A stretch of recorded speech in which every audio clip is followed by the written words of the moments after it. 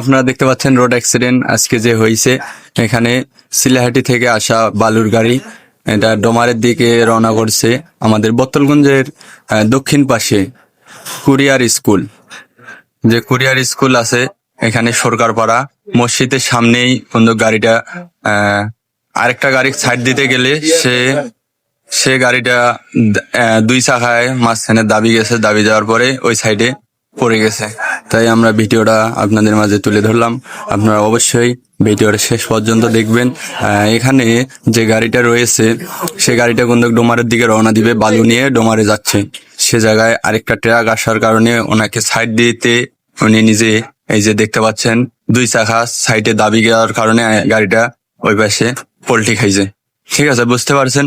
এবার আমি দেখাচ্ছি যে কারো কোনো ক্ষতি এবং গাড়িরও কোনো ক্ষতি হয়নি, এখন কারো কোনো ক্ষতি হয়নি, সবাই সুস্থ আছে।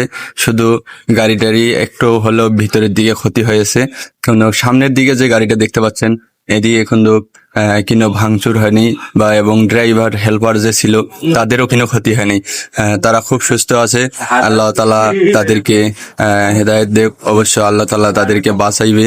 এভাবে গাড়িটা পড়ে গেছে, আপনারা সবাই দেখবেন। আপনাদের মাঝে আমি ভিডিওটা নিয়ে আসলাম, অবশ্যই দেখতে পারছেন। এই যে গর্তের মধ্যে দাবি গেছে, এই যে রোড, এখানে কিন্তু মসজিদটা ওই যে দেখতে পাচ্ছেন বাজারের নিচে মসজিদ।